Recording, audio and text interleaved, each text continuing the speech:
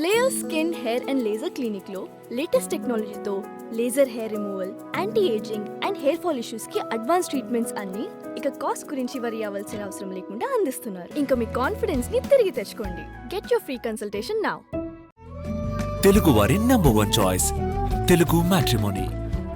వైసీపీని అడ్డంగా బుక్ చేసిన గుడివాడ అమర్నాథ్ వివరాల్లోకి వెళ్ళినట్లయితే మాజీ మంత్రి అయిన ఈయన పేరు ఎత్తగానే చాలామందికి అదొక రకమైన భావన. ఎందుకంటే ఆయన అట్లాంటి వండర్స్ క్రియేట్ చేశాడు అధికారంలో ఉండగా. వండర్స్ అనగానే ఏవేవో అనుకోమాకండి. ఐటీ మినిస్టర్గా చేస్తూ అలాంటి వండర్ఫుల్ స్పీచ్లు ఇవ్వడం అనేది ఆయనే సాటి. ఇక విషయానికి వచ్చేసరికి మామూలుగా మనం ఏదో సినిమాలో అనుకుంటా రావు రమేష్ అంటారు, శత్రువులు ఎక్కడో ఉండర్రా, చెల్లెల రూపంలోనే ఇట్లా మన చుట్టూ తిరుగుతూ ఉంటారని. జగన్మోహన్ రెడ్డి గారికి ఆ పరిస్థితి ఉంది. ఇక ఏకంగా వైసీపీ మొత్తానికి కూడా ఈ శత్రువులు ఎక్కడో ఉండరు, ఈ మాజీ మంత్రులు ఎమ్మెల్యేల రూపంలో తిరుగుతూ ఉంటారనే తరహాలో అనుకోవచ్చు ఈ సందర్భానుసారంగా. ఇంతకీ ఏంటి సందర్భం అంటే, తాజాగా చంద్రబాబు నాయుడు గారు ఒక కార్యక్రమంలో ఒక సందర్భంగా ఆయన ఒక ట్వీట్ చేశారండి. అదేంటి ఇక్కడ మీకు చూపిస్తాం. ముందుగా చంద్రబాబు నాయుడు గారు ట్వీట్ ఇది.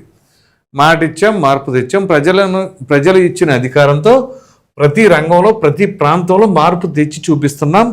ఉత్తరాంధ్రలో ప్రతిష్టాత్మకమైన Arcelor Mittal Nippon steel plant రాకతో గొప్ప ముందడుగు వేశాం. రైట్, ఇది చంద్రబాబు నాయుడు గారు అంటే కంప్లీట్గా ఉంది. 21 నెలల క్రితం కబ్జాలు, ఇది 2024లో వీళ్ళు పవర్లోకి రాకముందు కబ్జాలు, అరాచకాలు, అది ఇది అని చెప్పేసి ఇక దానిలో కంటిన్యూటీ ఉంది. దీనికి కౌంటర్గా గుడివాడ అమర్నాథ్ ట్వీటు. ఆయన ఏంటి ట్వీటు చూడండి. అబ్బో, ఇది ఎంత పెద్ద బార్ను పెట్టాడు. ఇది ఏంటంటే, ఇదిగో గుడివాడ అమర్నాథ్ పెట్టింది మెడికల్ కాలేజ్, ఆ మెడికల్ కాలేజ్, ఈ మెడికల్ కాలేజ్, అది ఇది అని పెట్టాడు. కాకపోతే అల్లం వెల్లుల్లి పేస్ట్లో ఏం పెట్టలా, మరి ఎందుకనో కానీ. ఎందుకంటే ఆయన అసెంబ్లీ సాక్షిగా చెప్పిన మాటలు నేనేది ఎటకారంగా చెప్పట్లా. అల్లం వెల్లుల్లి పేస్టులు, బొబ్బట్లు, మామిడి తాండ్రలతో ఎంఓఏలు కుదుర్చుకున్నామని చెప్పేసి చెప్పిన వ్యక్తి. మరి అవి ఇక్కడ ఉత్తరాంధ్రలో కానీ ఏం తేలేదు మరి ఆయన ఐటీ శాఖలో ఉన్నప్పుడు. సరే, ఈ చాలా పెట్టాడు. వీటన్నిటి గురించి మాట్లాడుకోవాలంటే చాలా ఉంటుంది. అయితే ఇక్కడ దాని కిందనే ఇంకొకటి ఉందో చూద్దాం. ఇది చూద్దాం, ఈ ట్వీట్ చూద్దాం. మరోవైపు అదే సమయంలో నక్కపల్లిలో బల్క్ డ్రగ్ పార్క్ మా హయాంలో సాధించాం. ఇది అండర్లైన్ చేసుకోండి. మరోవైపు అదే సమయంలో నక్కపల్లిలో బల్క్ డ్రగ్ పార్క్ను మా హయాంలో సాధించాం. దేశంలోని అన్ని రాష్ట్రాలు పోటీ పడినా హిమాచల్ ప్రదేశ్, గుజరాత్, ఏపీకి మాత్రమే ఈ అవకాశం దక్కింది. కేంద్ర ప్రభుత్వం నిధులు కూడా కేటాయించింది. దాన్ని మీ ప్రభుత్వం పూర్తిగా నీరుగార్చింది. అదనంగా కావాల్సిన భూమి అక్కడే ఉన్నా భూసేకరణ అంటూ వివాదాలు సృష్టించడం వల్ల బల్క్ డ్రగ్ పార్క్ ముందుకు సాగనీయలేదు. ఈ క్రెడిట్ అయితే మీదే. ఇది గుడివాడ అమర్నాథ్ చంద్రబాబు నాయుడు గారిని ఉద్దేశించి 13 గంటల క్రితం చేసిన ట్వీట్. ఏంటది, నక్కపల్లిలో బల్క్ డ్రగ్ పార్క్ వాళ్లే సాధించారు. అయితే అన్ని రాష్ట్రాలు పోటీ పడినా హిమాచల్ ప్రదేశ్, గుజరాత్ ఎంత పోటీ పడినా కానీ ఏపీకే దక్కింది. కేంద్ర ప్రభుత్వం నిధులు కూడా కేటాయించింది. కానీ మీ ప్రభుత్వం పూర్తిగా నీరుగార్చింది. రైట్, ఇప్పుడు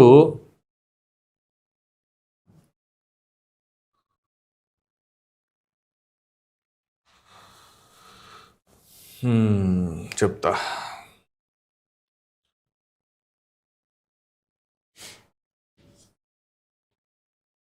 ఇక్కడ చూడండి, దాని కింద ఏముందో. ఇది ఎప్పుడు ఇది చూడండి. ఇక్కడ మనమే మార్చింది కాదు, చేసింది కాదు. ఇదిగోండి, గుడివాడ అమర్నాథ్ బల్క్ డ్రగ్ పార్క్కి సంబంధించిన ట్వీట్ కదా ఇది. ఇదే కదా. సో 24 మార్చి 2026 అంటే రాత్రే కదా, 10-19కి. సో ఇప్పుడు దానికి ఇది చూడండి. ఇది వైఎస్ఆర్ కాంగ్రెస్ పార్టీ అఫీషియలే కదా. 22 అక్టోబర్ 2025 కదా డేటు. బల్క్ డ్రగ్ పార్క్ పేరిట మత్స్యకారుల పొట్ట కొడుతున్న కూటమి ప్రభుత్వాన్ని ప్రజలు అడ్డుకుంటున్నారు. ఏంటిది, బల్క్ డ్రగ్ పార్క్ పేరిట మత్స్యకారుల పొట్ట కొడుతున్న కూటమి ప్రభుత్వం, దాన్ని ప్రజలు అడ్డుకుంటున్నారు. అనకాపల్లి జిల్లా నక్కపల్లి మండలం రాజేపేట గ్రామంలో బల్క్ డ్రగ్ పార్కుకు వ్యతిరేకంగా గ్రామస్తులు చేస్తున్న దీక్షకు మద్దతుగా శాసన మండలి ప్రతిపక్ష నేత బొత్స సత్యనారాయణ ఇక్కడ ఎవరుండారు? మత్స్యకారుల పొట్ట కొట్టొద్దు. ఎవరు? గుడివాడ అమర్నాథ్. ఇదిగో ఇక్కడ ఈ ఇమేజ్ చూడండి. బల్క్ ట్రక్ కంపెనీని ఆపి మత్స్యకారుల మనుగడను కాపాడండి. మరి ఇదేంటి? మరోవైపు అదే సమయంలో నక్కపల్లిలో బల్క్ డ్రగ్ పార్కును మా హయాంలో సాధించామని రాత్రే ట్వీట్ చేశాడు. మరి 22 అక్టోబర్ 2025న వీళ్ళు చేసిన పని ఏంటి అంటే ఘనకార్యం ఇది. సో ఇప్పుడు మరి గుడివాడ అమర్నాథ్ ఐటీ శాఖ మంత్రి, మాజీ ఐటీ శాఖ మంత్రి వర్యులు ఏంటి గతాన్ని మర్చిపోయారా? మామూలుగానే వైసీపీ వాళ్ళు ప్రతి విషయంలో కూడా అదే అంటారు కదా, తెలియదు, గుర్తులేదు, మర్చిపోయామని. అదే తరహాలో ఏమన్నా మర్చిపోయారా? అందుగురించే ఇక్కడ ఆయన చేసిన ఈ ట్వీట్లు, ఆయన చేసిన వ్యవహారాలు మంచి బ్రహ్మాండమైన పాడ్కాస్ట్ కూడా చేసినట్టున్నారు రాటాక్స్తో. సో ఆ రకంగా గుడివాడ అమర్నాథ్ గారు ఓ విధంగా చెప్పాలంటే వైసీపీని అడ్డంగా బుక్ చేసేసాడు. ఆయన అధికారంలో ఉన్నప్పుడు అదే పరిస్థితి, ఇప్పుడు ఓటమి చెందిన తర్వాత ఈ రకంగా ట్వీట్లు, ప్రెస్ మీట్లు, పైగా ఈయన ప్రెస్ మీట్ పెట్టి షర్మిల గారిని ఉద్దేశించి కూడా ఏదో మా అన్న మొహాన్ని చూసి ఆగుతున్నాము, ఈసారి మా అన్న చెప్పిన ఆగమంట. ఇది మరీ దారుణం. మా అన్న చెప్పిన ఆగమంటే మీ అన్న ఎందుకు చెబుతాడు ఆగమని? ఆగమని చెప్పేవాడైతే అన్న ఆల్రెడీ సోషల్ మీడియాలో కావచ్చు, లేకపోతే ఆయనే డైరెక్ట్గా కావచ్చు, ఆవిడ కట్టుకున్న శారీ గురించి మాట్లాడిన వ్యక్తి ఇంక అటువంటిప్పుడు ఇంక అన్న ఆగమని ఎక్కడ చెప్పడే. సో అది లేదు కాబట్టి డైరెక్ట్గా అటాకింగ్ చేస్తున్నారు వైసీపీ సోషల్ మీడియా కానీ, జగన్మోహన్ రెడ్డి గారి టీం కానీ, ఎవరికైనా కానీ. ఇక ఆవిడ అడిగిన దానికి మాత్రం సమాధానం చెప్పరు. చంద్రబాబు నాయుడు గారికి తొత్తు అది ఇది అని చెప్పేసి అంటే చంద్రబాబు నాయుడు గారికి తొత్తు అంటే తోడబుట్టిన చెల్లి కన్న తల్లి కూడా చంద్రబాబు నాయుడు గారికి అనుకూలంగా మారారు అంటే ఇక్కడ జగన్మోహన్ రెడ్డి ఏ రకంగా వ్యవహరించాడు అనేది కూడా అర్థం చేసుకోవాలిగా. అంటే ప్రత్యర్థి పార్టీకి సంబంధించిన నాయకులు కూడా పోనీ మీరు చెబుతున్న లెక్క ప్రకారమే చంద్రబాబు నాయుడికి సపోర్ట్ చేస్తున్నారు అని అనుకుంటే, ఇంట్లో వాళ్ళు సైతం కూడా జగన్మోహన్ రెడ్డికి సపోర్ట్ చేయలేని పరిస్థితికి జగన్మోహన్ రెడ్డి వచ్చేసారా? సో జగన్మోహన్ రెడ్డి అంటే ఆ రకంగా భయపడిపోయారు ఇంట్లో వాళ్ళు కూడా.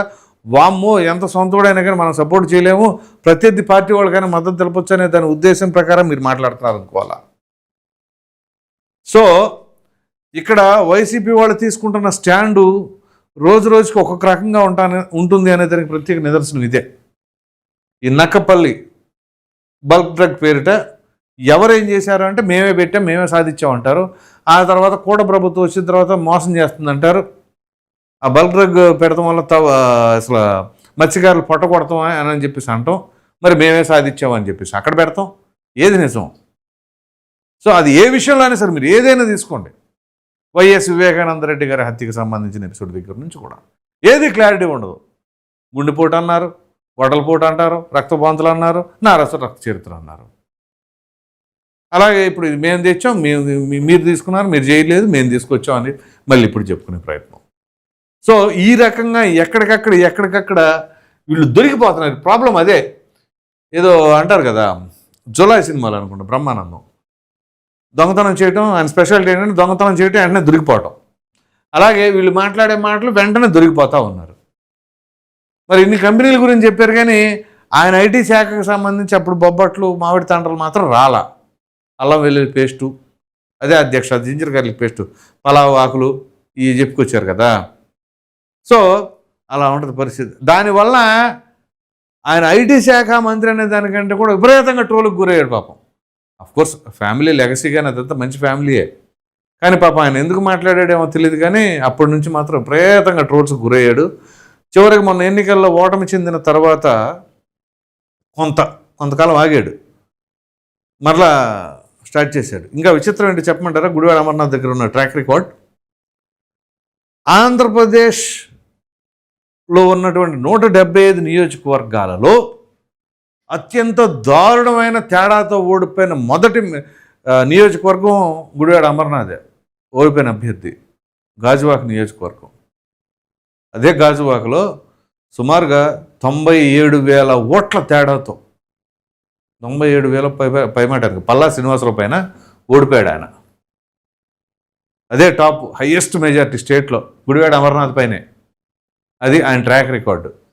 సో దాన్ని బట్టి ఆయన ఐటీ శాఖకి ఏ రకంగా చేశారు అని చెప్పేసి ప్రత్యక్ష నిదర్శనంగా మాట్లాడుకోవచ్చు.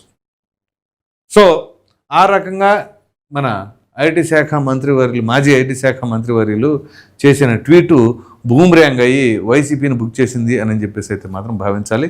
మరి మీరేమనుకుంటున్నారు అనే అభిప్రాయాన్ని, గుడివాడ అమర్నాథ్ పైన అభిప్రాయాన్ని ఖచ్చితంగా కామెంట్ సెక్షన్లో తెలియచేయండి. Thank you.